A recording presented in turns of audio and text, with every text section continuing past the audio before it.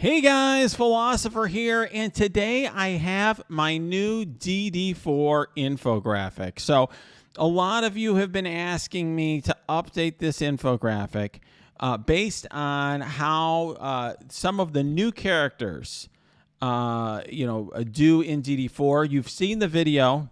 I showed literally one shot by Infinity Watch 4-person team in Cosmic. Showed Adam Warlock doing very well in Legendary. So, how does that affect our infographic? It actually affects it a lot. And what affects it more to me is not just how those new characters perform, but really this kind of entire big change to the game I call the Great Reset. I did a video about that recently, about the level of power creep in the game and how some of the old characters aren't worth it anymore. So if you look at global, for example, my choices there have changed a little bit since last month. So let me show you the old infographic from last month. Whoops. So if you go here, if you'll notice, for example, I've got X23, I've got Strife, I've got Sabretooth, and so forth. I just do not think I could recommend to a new player that they bring up X23, Strife, or Sabretooth. Now, I added them to the list back when X23 was one of the more important war characters. Strife was a very important war defense character because, the size of your Strife, I think, really impacted how tough your Marauders team was. And people were really considering Marauders to be a top war defense team. So even though, if you wanted to only spend 18 uniques, blowing the orange gear on Sabretooth wasn't crazy. Now I've changed that a little bit. And I've taken them off because I just don't think that... I kept X23 on, but I took out Sabretooth and I took out Strife.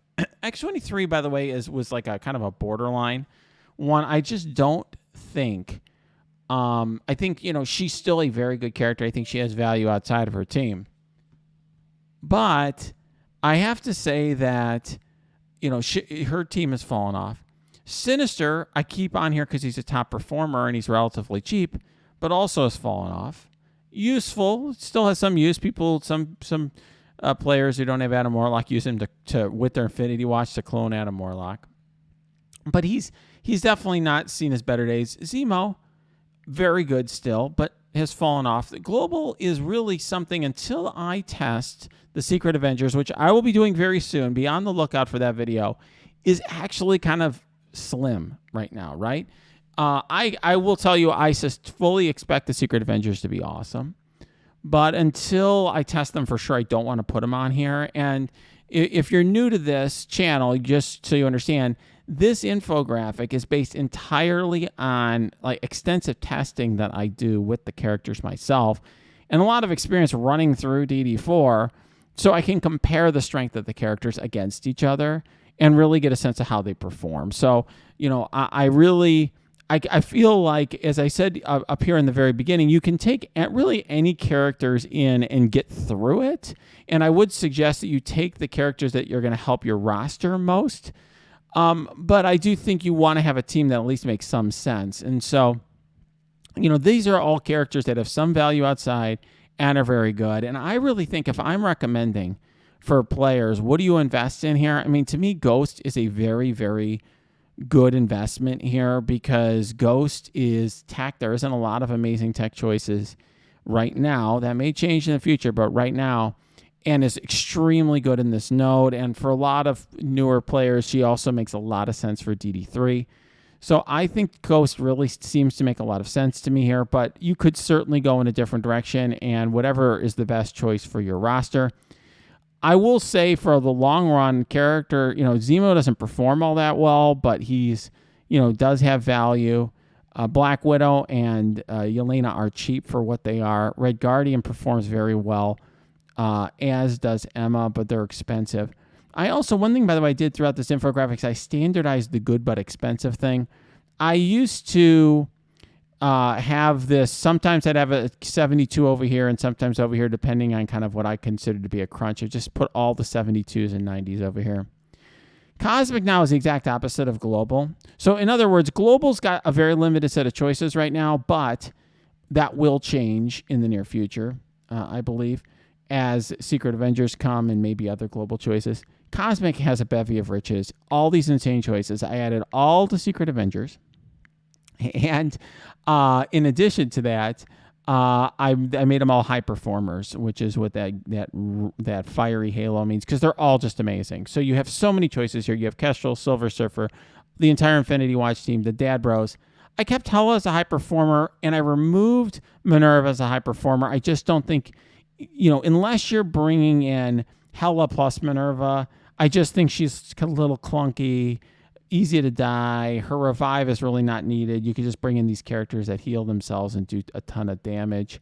You'll see, for example, if you look at my old Cosmic, I took out some of these old characters. So I kept in Thanos, but I took out Proxima Midnight. I mean, she's 72 skill. Like, why wouldn't you want to have a character, like Kestrel or something like that if you're going to invest in some skill uniques and skill gear?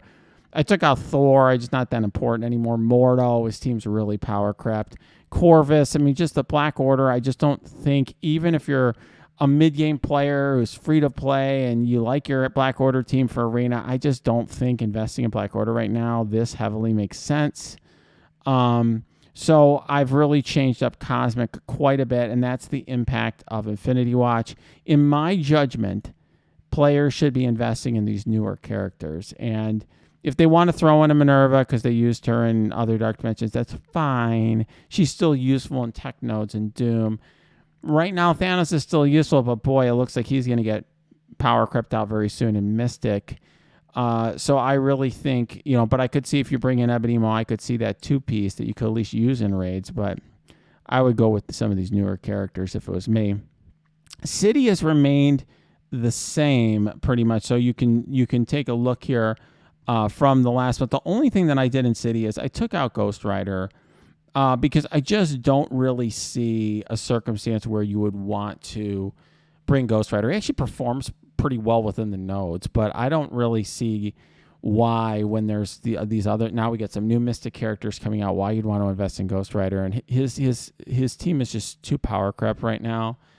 So for me, I think, I still think the symbiotes make sense for how they perform in the nodes. That may change soon if we get some new City characters, but until that happens, I think they make sense. People often ask me which of the non-symbiotes perform well, and I've done a lot of testing, and what I would say is it's pretty clear to me that the three that stand out as if you're like want to bring in three symbiotes plus a different one would be Night Nurse, Colleen Wing, and Multiple Man are all very good. Some people have asked me about Punisher. He is quite good because of his passive. So if you look at Punisher's passive,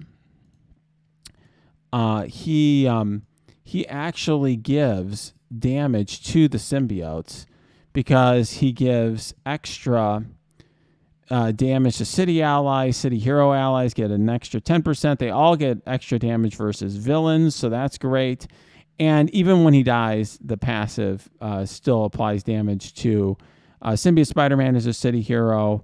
And Anti-Venom's a city hero. Scream, Carnage, and Venom are city characters. They're not city heroes, but they do get that smaller percentage. So I think, he does have value. Of course, he's on a war team that's, a good war team in skill military. Legendary has really changed quite a bit here. So if you look, if you look at my Legendary before, what I would say is, what I've done, I've moved these into all in the good but expensive category. And here's what I would say. I mean, I don't fault anyone who wants to bring these characters up. I know some newer players have told me they really love their Invisible Woman. I know one guy who I've been, giving some help to as a newer player is just, he had unlocked her early, I think, following some bad advice about focusing on Legendary unlocks, but he likes the character. That's fine. But I would probably ignore her, and I would, the question for me would be I'd bring in Doc Ock, Adam Warlock, because they have more future value. And then the question is, I'd probably, Jubilee's got a lot of value for Doom Raid 1. Certainly, I would expect her to have value for Doom Raid 2. And so then the question is, for the 4th, do you bring in Ebony Maw or Phoenix or, whatever. I do think Black Bolt and Shuri and, have some value. Although I don't expect them to, Black Bolt's not using raids, and Shuri is a character who is useful in tech. But, I think that her days there may be numbered. I don't really see much use for Invisible Woman at all. I just think she's a borderline war character. So, overall, I've simplified this list quite a bit. I expect that to happen more in the upcoming months. So when you see this in a month, I expect some Secret Avengers to be here, and I might take a character like X-23 out, but it remains to be seen. I want to test them myself. And so for people who are asking me, all the time, where is it? What are you doing? Why are you updating? It's because I don't put anything out that I've tested, that I haven't really tested myself in a lot of detail. I just don't put speculative stuff out because I feel responsible for the work product. And so I don't just take the word of somebody who I don't know, who's telling me that they like the character. I want to see myself exactly how the character performs. All right, so if you like this video, smash that like button. Check out the infographic itself is linked below. You can go to my Discord server, which is also linked below, and you'll always get the newest version of this infographic. And then also, we have great discussions there. So post your comments if you have questions, disagreements, concerns about this infographic or about what you're going to be doing in DD4. Put that below. Or put it on the Discord server, or come to my Twitch stream. That's also linked below. I try to stream most weeknights, or at least when I can on weeknights.